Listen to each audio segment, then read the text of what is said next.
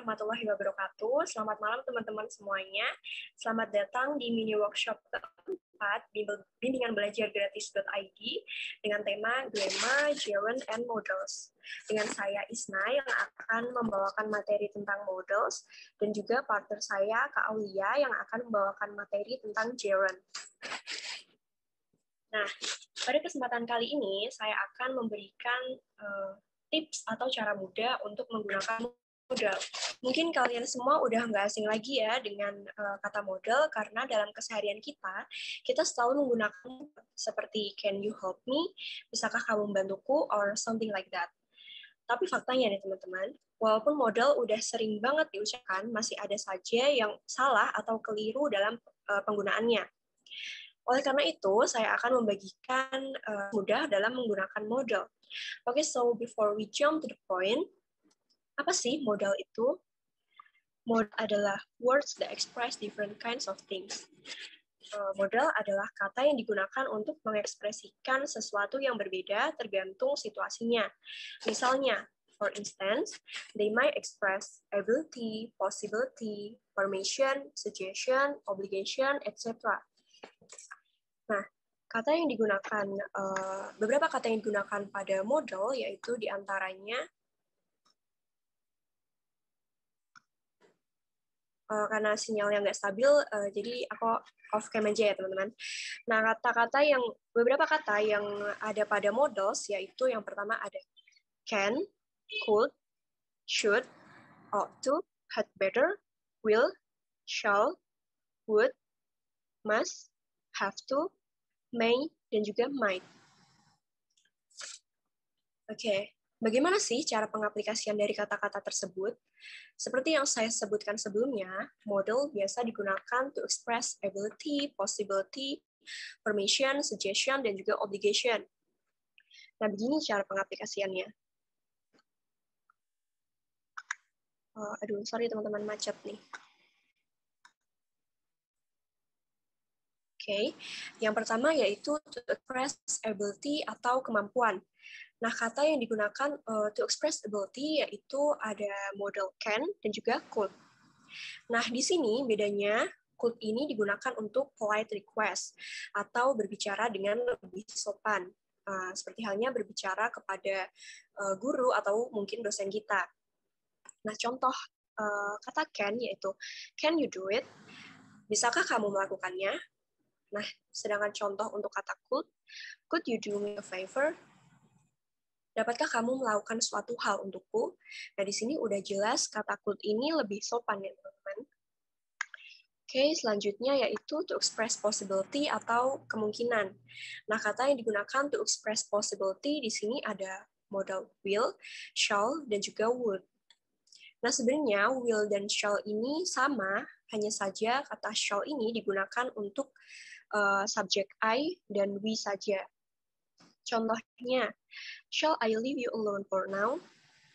Dan juga, shall we go to the party together tomorrow? Akankah kita pergi ke pesta bersama-sama besok pagi? Nah, kalau kata will dan would ini sama halnya dengan kata can dan could. Kalau would ini digunakan untuk polite request atau berbicara dengan lebih sopan. Contohnya, would you mind singing a song for me? Maukah kamu menyanyikan sebuah lagu untukku? Nah, di sini kata would lebih sopan. Contoh kata will, yaitu will you forgive me? Akankah kamu memaafkanku? Oke. Selanjutnya yaitu to express permission atau izin. Nah, kata modal yang digunakan to express permission yaitu ada may dan juga might. Nah, bedanya di sini pada kata modal may digunakan untuk menyatakan sesuatu yang memiliki kemungkinan besar. Contohnya, I'm very busy, you may go.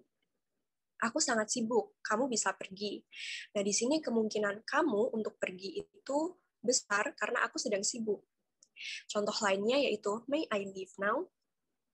Nah, sedangkan kata might ini digunakan untuk mengatakan sesuatu yang memiliki kemungkinan lebih kecil. Contohnya, if I were you, I might go to Jakarta now. Jika aku adalah kamu, aku mungkin akan pergi ke Jakarta sekarang. Nah, di sini kemungkinannya sangat kecil atau bahkan tidak ada kemungkinan untuk aku bisa menjadi kamu. Makanya di sini digunakan model might. Oke, selanjutnya yaitu to express suggestion atau saran. Nah, kata yang digunakan untuk mengatakan suatu saran yaitu ada should, ought to, dan juga had better. Nah, should ini berarti seharusnya. Contohnya yaitu you should study hard. Kamu harus belajar dengan giat. Nah, ought to di sini berarti sebaiknya. Contohnya yaitu if you want to pass the examination, you ought to study hard. Jika kamu ingin lulus ujian, kamu sebaiknya belajar dengan giat. Nah, sedangkan kata had better di sini berupa bentuk peringatan terhadap suatu hal. Contohnya itu you had better study hard to pass the examination. Kamu lebih baik belajar dengan giat agar lulus ujian. Nah, yang terakhir yaitu to express obligation atau kewajiban. Nah, kata model yang digunakan untuk mengekspresikan suatu kewajiban yaitu ada must dan juga have to. Nah, bedanya di sini, kata must ini digunakan untuk menyatakan suatu kewajiban yang didasarkan atas kemauan atau kesadaran pada diri sendiri. Contohnya yaitu, I must study hard to get better score. Aku harus belajar dengan giat agar mendapatkan nilai yang lebih baik. Nah, di sini ada kemauan dari diri sendiri untuk aku agar mau belajar lebih giat agar mendapatkan nilai yang lebih baik. Nah, sedangkan kata have to di sini digunakan untuk menyatakan suatu kewajiban karena adanya dorongan dari pihak luar. Contohnya yaitu I have to back to my camp before 10 p.m. Aku harus kembali ke campku sebelum jam 10 malam. Nah, di sini bentuk dorongan dari pihak luar yaitu adanya peraturan yang mengharuskan aku kembali ke campku sebelum jam 10 malam. Nah, kalau teman-teman udah pada paham gimana cara pengaplikasian dari beberapa kata model, sekarang saya akan bagikan 3 tips mudah dalam pengaplikasian model. Yang pertama yaitu use as is. Gunakan sebagaimana bentuknya. Don't change bentuk past, present, maupun future. Contohnya yaitu we can sing. Kita bisa bernyanyi. Nah, kalimat yang di bawah we can sing di sini adalah salah karena ingat kembali peraturannya gunakan sebagaimana bentuknya. Jadi jika kata can ya tetap diucapkan can saja. Jadi yang benar yaitu we can sing. Oke, tips yang kedua yaitu use base verb after modal. Gunakan kata kerja pertama setelah modal. Don't use to after modal. Jangan gunakan kata to setelah modal. Contohnya yaitu he should come here. Nah, artinya dia seharusnya datang kemari. Nah, kalimat yang bawah he should to come here adalah salah karena ingat kembali peraturannya don't use to after modal. Jadi kita tidak perlu menggunakan kata to setelah modal. Jadi kalimat yang benar he should come here. Nah, tips yang terakhir, use not after modals. Don't use don't, doesn't, isn't, aren't, or wasn't.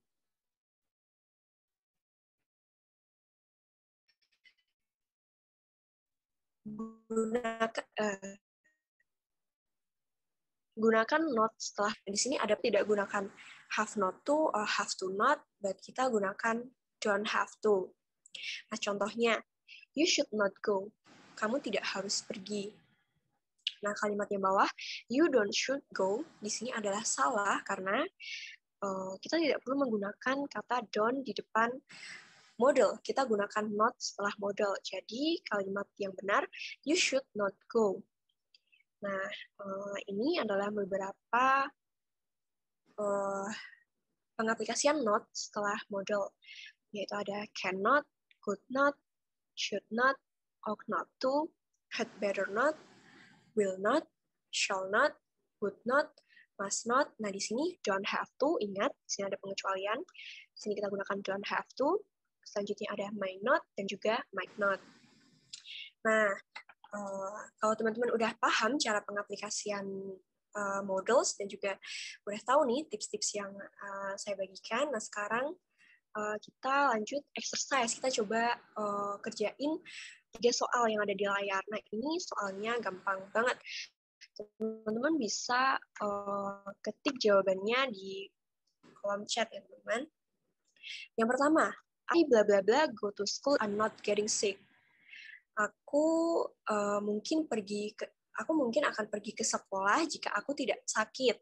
Nah, yuk, jawabannya A or B, may or might.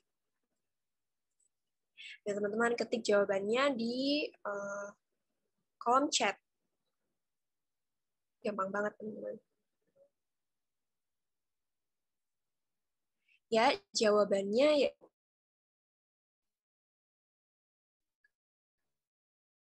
B, might. I might go to school if I'm not getting sick.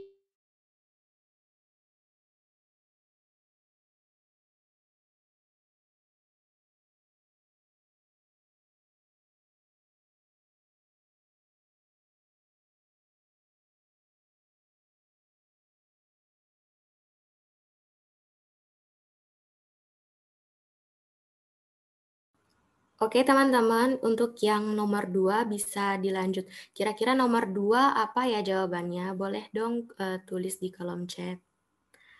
I have.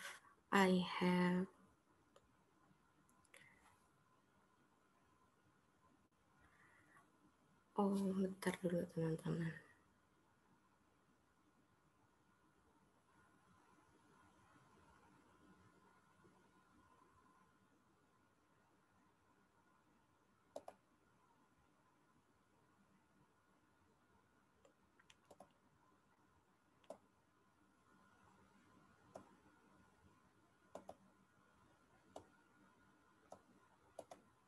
Teman-teman, ininya layarnya kelihatan nggak?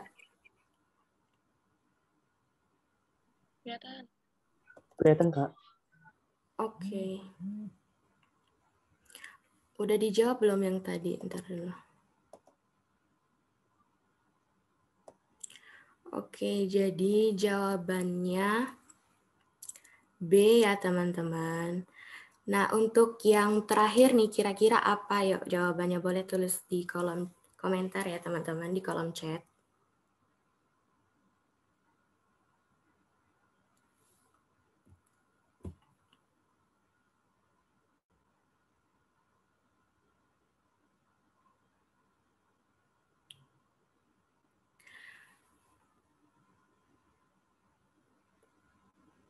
Oke, benar semua. Jadi, jawaban yang ketiga itu A ya, teman-teman. Jadi, you don't have to do it. Oke.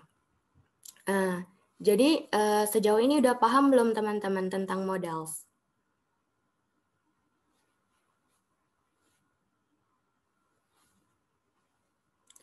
Teman-teman boleh on cam loh. Kalau yang bisa on cam ya.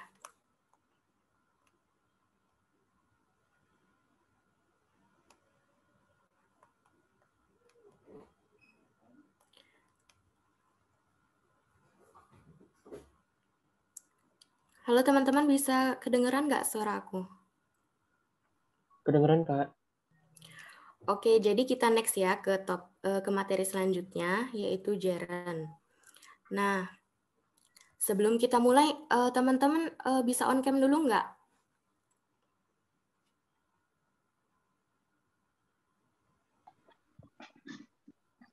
Siap, ya. Oke, makasih banyak ya teman-teman yang udah on cam. Nah, di sini sebelum kita masuk ke materi, kita ice break dulu ya. Nah, di sini di PPT ini kita udah ada 2 kalimat. Nah, yang pertama dan yang kedua kalimatnya sama-sama ada swimming. Kira-kira 2 kalimat ini tuh bentuknya sama atau enggak? She is swimming in the swimming pool dan swimming is one of her hobbies. Kira-kira 2 kalimat ini sama atau enggak, teman-teman? Beda, Kak. Beda. Nah, ada yang bisa tebak nggak kira-kira gerundnya di kalimat yang pertama atau di kalimat yang kedua? Ayo coba tulis di kolom chat. Oke, dua. Oke, kira-kira teman-teman tahu nggak kenapa gerundnya ada di kalimat nomor 2? Mungkin ada teman-teman yang lupa atau belum tahu tentang gerund, jadi kita next ya. Gerund adalah verb ing yang digunakan sebagai noun. Nah, gerund ini digunakan sebagai noun bisa diletakkan di beberapa tempat. Contohnya seperti diletakkan sebagai subjek dan diletakkan sebagai objek. Untuk contohnya, gerund sebagai subjek itu yang seperti contoh yang ini ya teman-teman. Yang ini, swimming is one of her hobbies. Jadi itu termasuk gerund sebagai subjek. Untuk contoh lain, capturing is my new hobby, alias memotret adalah hobi baruku. Nah, selanjutnya gerund juga bisa diletakkan sebagai objek. Nah, diletakkan sebagai objek ini dia bisa dibagi menjadi 2. Yang pertama sebagai objek untuk kata kerja dan juga sebagai objek untuk preposisi. Untuk contoh sebagai objek sebagai kata kerja, untuk kata kerja, contohnya they enjoy watching the movie. Nah, kira-kira watching di sini adalah objek dari enjoy ini. Paham nggak teman-teman? Yang kedua, objek untuk preposisi. Contohnya, I'm excited about watching the movie. Jadi watching di sini adalah objek untuk preposisi dari about. Terus gimana ya cara bedain antara gerund sama present participle? Oh ya, sebelum itu yang ini itu termasuk ke dalam present participle ya teman-teman. Nah, gimana ya cara bedain antara gerund sama present participle? Jadi di sini untuk membedakan antara gerund dan present participle itu cara mudahnya kalau kalian melihat verb ing bisa kalian ubah dia menjadi it. Contohnya, I am visiting grandma's house. Visiting grandma's house ini diganti jadi it. Kira-kira cocok nggak ya? Oke, enggak ya. Jadi, I am visiting grandma's house ini bukan termasuk gerund. Coba yang kedua, exercising is a good way to stay healthy. Kira-kira exercising, kalau kita ganti jadi it, kira-kira nyambung nggak atau masuk nggak? It is a good way to stay healthy. Nyambung nggak? Nyambung, oke benar. Berarti udah bisa kan cara membedakan gerund sama present participle, teman-teman? Oke, selanjutnya kalian juga harus tahu kalau misalkan ada beberapa gerund yang bisa digunakan di depan kata benda lain. Contohnya washing machine. Kalian pernah dengar kan kalimat ini, washing machine atau walking boots. Nah, arti dari washing machine ini mesin yang digunakan untuk mencuci. Jadi washing di sini adalah sebagai gerund juga, termasuk gerund juga. Selanjutnya, gerund itu juga kayak yang aku bilang tadi, gerund juga bisa dijadikan sebagai objek untuk preposisi. Jadi untuk preposisi itu ada beberapa preposisi yang bisa diikuti oleh gerund, teman-teman ya. Contohnya ini seperti about, or of, for, from, in, of or from, dan to. Terus kata-kata yang di sebelah ini adalah kayak sudah temennya gitu loh. Jadi nggak bisa komplain dicampur sama about yang di atas atau be excited dicampur sama for. Kita langsung masuk ke contohnya ya teman-teman. Nah, they think of eating delicious food. Of di sini sebagai preposisi dan eating adalah sebagai gerund. Kita lihat ya teman-teman. think. Di sini think dan preposisinya adalah of. Berarti ini termasuk gerund juga. Dan yang kedua, I thank someone for helping me. Nah, yang kedua ini for di sini sebagai preposisi dan helping sebagai gerund. Kita lihat ya teman-teman. Di sini ada thank someone, kemudian preposisinya adalah for. Jadi ini itu udah nyambung dan nggak bisa diubah-ubah lagi gitu. Udah temennya gitu. Terus next, gerund selain untuk preposisi, gerund juga bisa dijadikan sebagai objek untuk kata kerja. Nah, di sini ada beberapa kata kerja yang bisa diikuti oleh gerund. Contohnya, we enjoy playing badminton. Enjoy di sini verb, kemudian playing adalah gerundnya. Nah, yang contoh kedua, boy gave up smoking. Gave up di sini, termasuk ke dalam verb, tapi udah dirubah dia. Kemudian smoking itu adalah gerund. Jadi ini ada beberapa verb yang bisa diikuti oleh gerund ya teman-teman. Terus selanjutnya gerund itu juga bisa go, kata go juga bisa diikuti oleh gerund. Nah, di antara kata-kata di sini, kebanyakan yang digunakan, yang bisa diikuti oleh gerund adalah kata-kata go yang biasanya bisa dipakai sebagai aktivitas rekreasi. Contohnya, go biking, go fishing, go hiking, go hunting. Semua itu yang berhubungan dengan rekreasi kan, teman-teman? Nah, untuk contoh, yang pertama, did you go hiking? Apakah kamu telah mendaki? Yang kedua, we went jogging yesterday at Udayana Field. Kami telah jogging kemarin di lapangan Udayana. Yang ketiga, they went camping in the campground 2 weeks ago. Mereka telah pergi berkemah di pusat perkemahan 2 minggu yang lalu. Yang terakhir, I go running today. Aku pergi berlari hari ini. Selanjutnya, ada beberapa special expression yang bisa diikuti oleh verb ing atau gerund. Yang contohnya ya teman-teman, di sini they have fun spending the holiday. Yang kedua, he wastes a lot of time playing with gadget. Dan yang ketiga, I stand here waiting for you. Dan yang keempat, I find Sam taking my pictures without my permission. Dan selanjutnya, oh ya teman-teman, kalau misalkan kita bahas gerund, pasti selalu dihubungkan dengan infinitives ya. Tapi ternyata gerund dan infinitive itu berbeda.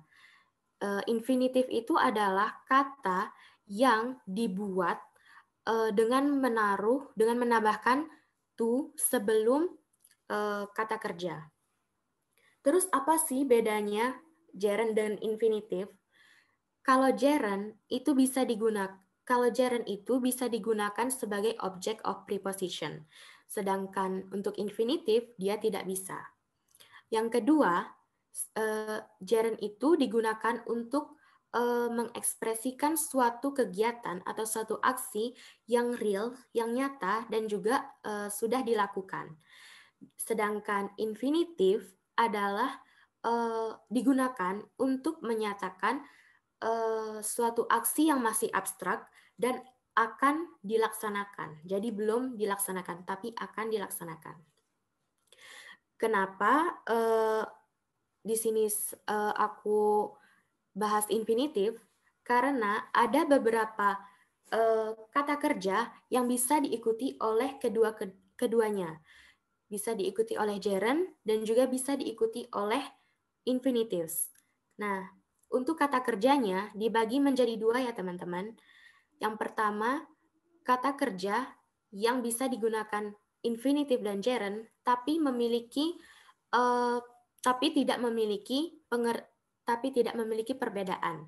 Dan yang kedua, kata kerja yang bisa diikuti oleh infinitive atau gerund, tapi memiliki makna yang sama. Untuk contohnya ya teman-teman, untuk kata kerja yang memiliki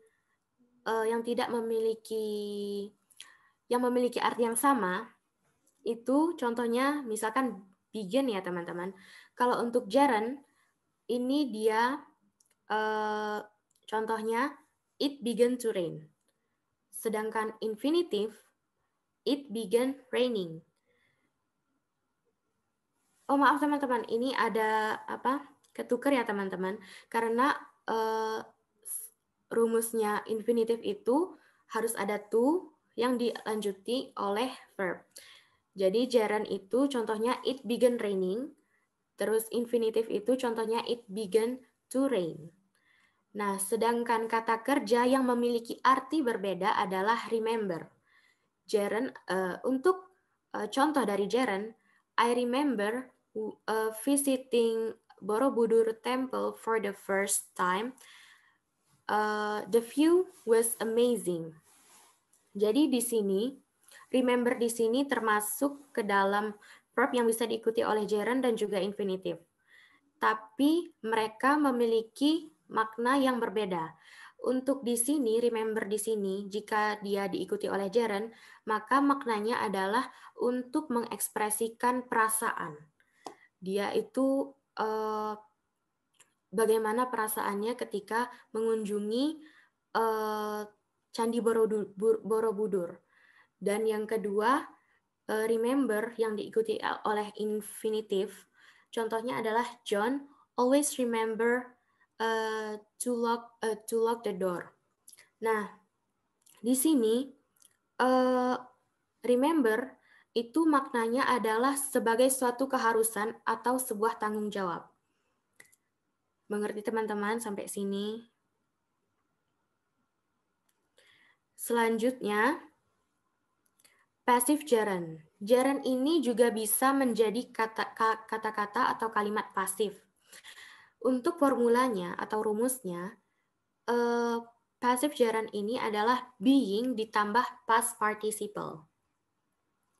Contoh, we enjoyed being involved in Asian Games 2018. Di sini kami menikmati, kami enjoy untuk bergabung dalam Asian Games 2018.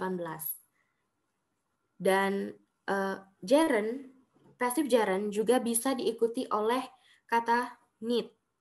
Contohnya, my bedroom needs painting. Kamarku harus dicat. Nah, untuk kuis ya teman-teman. Jadi aku mau minta kalian buat 3 kalimat atau kalian bisa pilih salah satu mau buat kalimat yang mana. Bisa satu kalimat dengan gerund as an object, bisa verb or preposition, atau satu kalimat dengan go plus gerund, atau satu kalimat dengan passive gerund. Aku tunggu ya teman-teman di kolom komentar. Oke, makasih ya teman-teman. Yuk, 1, 2, 3. Jangan lupa follow Instagram akun kita di Bonapa Sogit Mengajar, dan jangan lupa juga buat subscribe dan nonton YouTube kita di Bonapa Sogit Mengajar, karena kita bakal sharing informasi-informasi menarik di sana. So, sekian dari kami. Terima kasih.